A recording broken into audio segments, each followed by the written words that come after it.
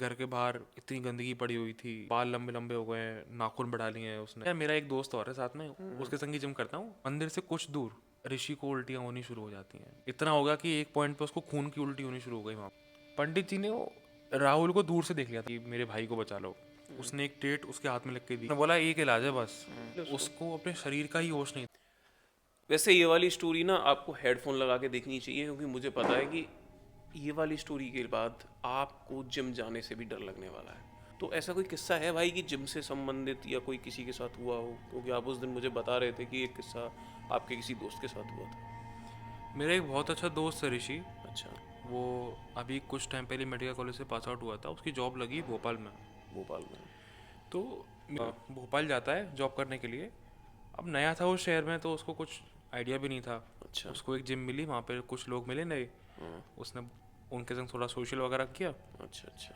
उनके संग काफ़ी बॉन्डिंग अच्छी हो गई। 6 महीने में ये लोग अच्छा कर रहे थे लोग। अच्छा, जिम में वगैरह और साथ में रहने लगे जिम वगैरह पे? साथ में रहने लगे, टाइम पास करने लगे, तो अच्छा ये लोग सोशल वगैरह कर रहे थे वहाँ पे। 6 महीने बाद क्या हुआ कि ऋषि ने घर पे फ़ोन उठाना बंद कर दिया। ठीक है, और इसकी हेल्थ थोड़ी सी ख़राब होनी शुरू हो गई। इसकी आंखों के नीचे गड्ढे आने शुरू हो गए, थोड़ा पतला हो गया था ये। अच्छा। पहले ये क्लिनिक पे टाइम दे रहा था 8-8 घंटे के लिए। 8-8 अब घंटे? हुआ क्या कि अब ये अपना टाइम दे रहा था जिम में। अच्छा, जिम जा रहा है? क्लिनिक 5 घंटे, जिम 4 घंटे। ओ भाई साहब, ऐसा क्या मिल रहा है जिम में? ऐसा क्या हो रहा है जिम में? तो अब उसको ये बात पता पड़ी। घर वालों को लगा कि यार कुछ ऐसा तो नहीं, कुछ ज़्यादा तबीयत ख़राब हो रही है उसकी। तो उसकी ऋषि की मम्मी ने क्या किया कि उसके मौसी के लड़के को बोला कि यार तू एक बार राहुल भाई थोड़ा देख के आया यार क्या चल रहा है भोपाल में। मौसी का लड़का हुआ है ऋषि हाँ, का? तो उसने बोला तुम दोनों तो साथ में पढ़े हो बचपन से, देख के आया यार प्लीज़ एक बार, तेरे भाई की तबीयत बहुत ख़राब है क्या। उसने बोला मौसी दिक्कत मत लो, मैं देख के आता हूँ, ना भाई ये ठीक हो जाएगा। तो वो गया वहाँ पे। वो क्या देखता है, जैसे ही वो एक फ्लैट में मिला हुआ था उसको भोपाल में। वही रह रहा होगा। वहीं रह रहा था वो। सोसाइटी बहुत अच्छी थी, लेकिन जिस फ्लैट में वो रह रहा था उस फ्लैट की हालत बहुत अच्छी नहीं थी। अच्छा। मुझे ऐसा लगता है कि जैसे ही वो उसने मुझे बताया, मुझे अभी भी गूज़बम्स आते हैं वो चीज़ सुन के। वो बताता है कि जैसे ही वो उसके घर पे उसने गेट नॉक किया, उसके घर के बाहर इतनी गंदगी पड़ी हुई थी। अच्छा, कहीं से सफाई नहीं हुई है? घर के आगे से ही उसके उसके घर के आगे से सिर्फ बदबू आ रही थी बहुत ज़्यादा। और जैसे ही उसने वो गेट खोला उसको लगा कि ये सब कहाँ में आ गया मैं, इतना बदबू, इतना मैस फैला हुआ था। और जब उसने पहली बार ऋषि को देखा, उसको वो 6 महीने पुराना ऋषि ध्यान आता है। इतना पतला हो गया है, बाल लंबे लंबे हो गए हैं, नाखून बढ़ा लिए हैं उसने। मतलब बिल्कुल हाइजीन खत्म? बिल्कुल हाइजीन ख़त्म है। बेड शीट भी लगता है शायद कब से चेंज नहीं की है उसने। और प्रॉपर बदबू आ रही है उसके कमरे से, इतनी बहुत गंदी। ज़्यादा, मतलब जैसे कोई आता ही नहीं है साफ कोई करने? आता ही नहीं है साफ़ करने, और कभी साफ़ ही नहीं हुआ कमरा आज तक ये। ये खा क्या रहा है ऐसी गंदगी में रह कर? तो उसने पूछा यार तू तो जिम भी जाता है, ऐसा तो नहीं होना चाहिए। बोले हाँ यार मैं जिम जाता हूँ, 4-4 घंटे जिम करता हूँ।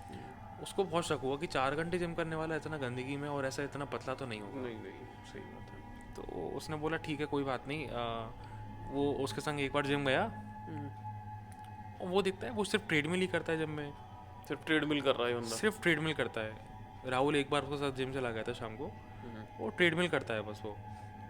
अच्छा, ऋषि सिर्फ ट्रेडमिल कर रहा है, कुछ कर नहीं ऋषि सिर्फ ट्रेडमिल करता है। और उसने घर आके राहुल ने कुछ बोला भी नहीं। रहा? तो एक दिन उसने पूछा कि तू अकेले जिम करता है क्या। उसने बोला नहीं यार मेरा एक दोस्त और है साथ में, उसके संग ही जिम करता हूँ। आज वो आया नहीं था। अच्छा, आया नहीं था उस दिन? अच्छा, उसने बोला अच्छा अच्छा यार ठीक है, हो सकता है नहीं आया हो, कुछ काम वाम हो गया होगा उसको। उसने बोला मैं कल जाता हूँ, कल मिलना तू उससे। कल क्या हुआ, राहुल गया नहीं। और जब वो आता है ऋषि लौट के जिम से तो बताता है मेरा दोस्त आया था। मेरा ये दोस्त 6 महीने से मेरे साथ में है, और हम 6 महीने से रोज़ साथ में जिम करते हैं। अच्छा जी। और मेरे संग ही जिम करता है। और हम लोग अक्सर रात में ही जिम करते हैं, 8-9 बजे के बाद में तो कोई नहीं होता जिम में। तो यार ऋषि राहुल मुझे बता रहा था एक बार कि वो जो जिस ट्रेडमिल पे वो करता था, उस ट्रेडमिल के आसपास ही वो बहुत टूटा हुआ सा ट्रेडमिल था वो। और वो एक ऐसे कोने में पड़ा हुआ था जिम के जहाँ पे सीलन आई हुई थी बहुत सारी। मतलब गला सा मामला? पूरी जिम बहुत अच्छी थी, लेकिन वो एक स्टोर टाइप बना हुआ था जिम का, वहाँ पे वो जिम करता था। ओहो, और सिर्फ ट्रेडमिल ही करता था वो। मुझे भी बहुत वियर्ड लगा सुन के। सही बात है। तो उसने और फिर उसने जिम के ओनर से बात की एक बार। बाहर लगा हुआ था नाम उसका, नंबर लेके उसने जिम के ओनर से पूछा कि यार मैं ऋषि की मौसी का लड़का बोल रहा हूँ, ऐसे ऐसे आपके यहाँ पे जिम करने आता है क्या ये? बोले आता है, ऋषि सर तो काफ़ी टाइम से जिम कर रहे हैं हमारे साथ में। तो ये किसी दोस्त के साथ जिम करता है क्या ये? उसने कहा सर पहले करते थे, अभी तो अकेले ही करते हैं सर, अब तो किसी के संग करते नहीं है। उसको लगा यार मुझे तो बोलता है कि यार मैं किसी के संग करता हूँ जिम, और यहाँ पे इसका ओनर बोल रहा है कि करता ही नहीं, अकेले करता है। बोले सर लॉक वॉक भी वही करते हैं शाम को जिम, मैं तो उन्हीं के लिए लेट खोलता हूँ जिम, बस चाबी भी उन्हीं को दे दी है मैंने, सर आप रात में लॉक करके लौटाया करो।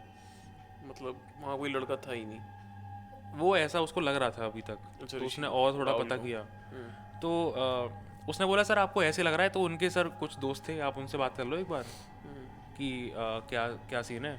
उसने बोला ठीक है।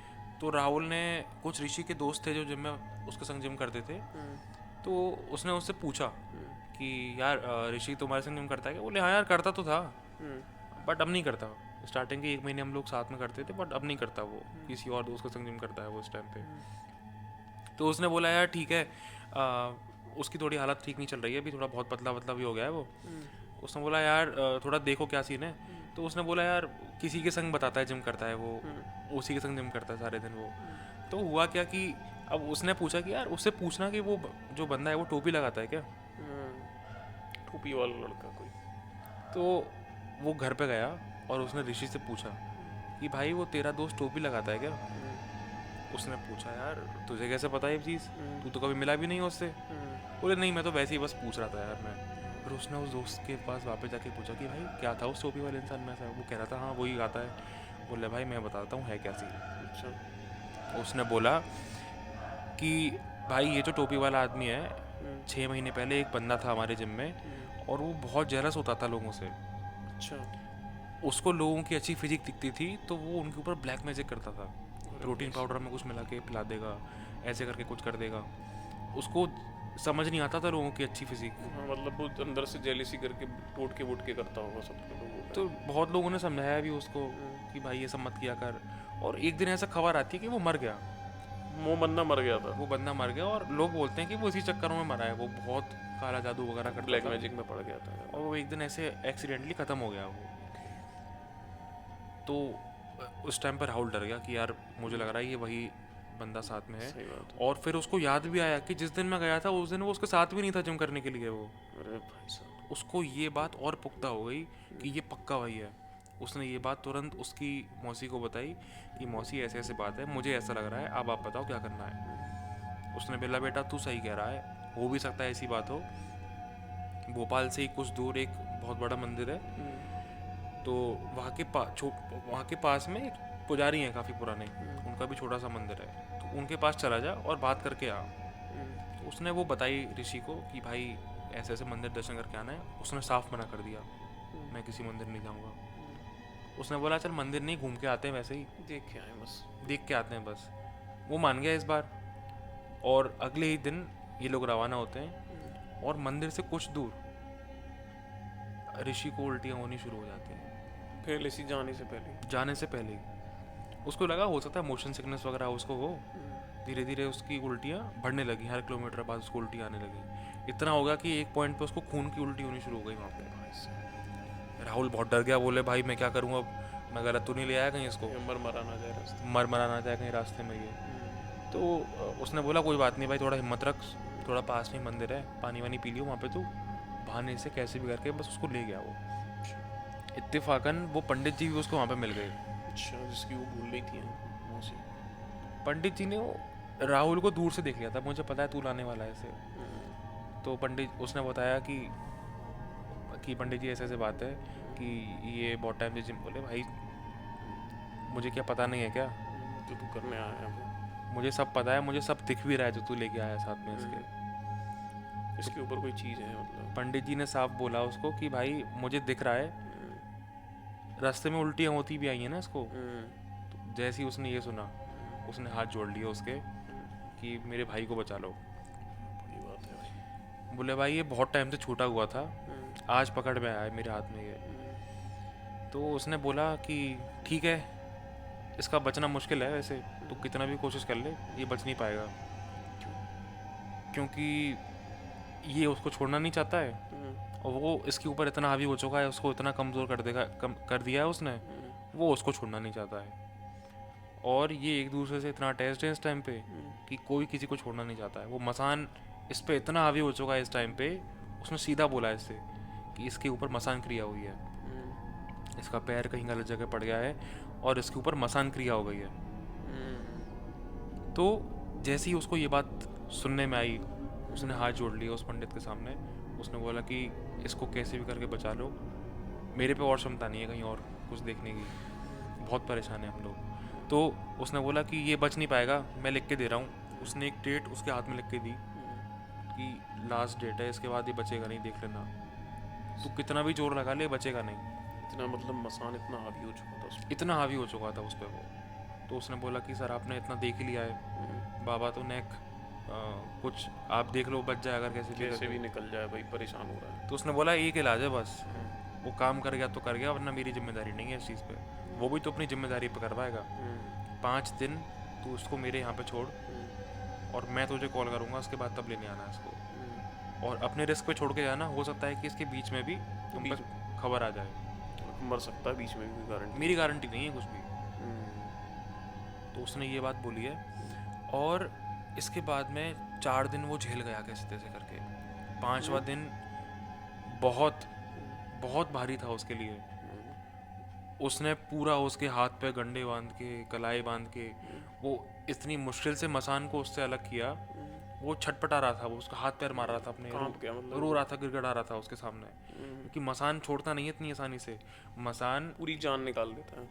पैरासाइट होता है, उसको एक बहुत कमज़ोर होस्ट चाहिए होता है ताकि वो उसके सारे काम वो करा सके जो वो नहीं कर सकता। तो आप इस बात को समझो, जब ये उससे वो काम करा रहा था, जब वो उससे अलग कर रहा था, उसके हाथ पैर कांप रहे थे ऋषि के। वो इतनी मुश्किल से उसने उसको अलग किया। और जैसे ही वो उससे अलग हुआ, उसने पहली बार अपने हाथ पैरों को देखा। मुझे बताता है ये, जब वो ऋषि मुझे, जब वो राहुल ये चीज़ें बताता है कि ऐसे ऐसे हुआ था, मेरे को भी गूज़बम्स आते थे बहुत। उसने बताया जब उसने पहली बार अपने हाथों को देखा, वो कांप गया खुद कि इतने पतले हाथ कैसे हो गए मेरे।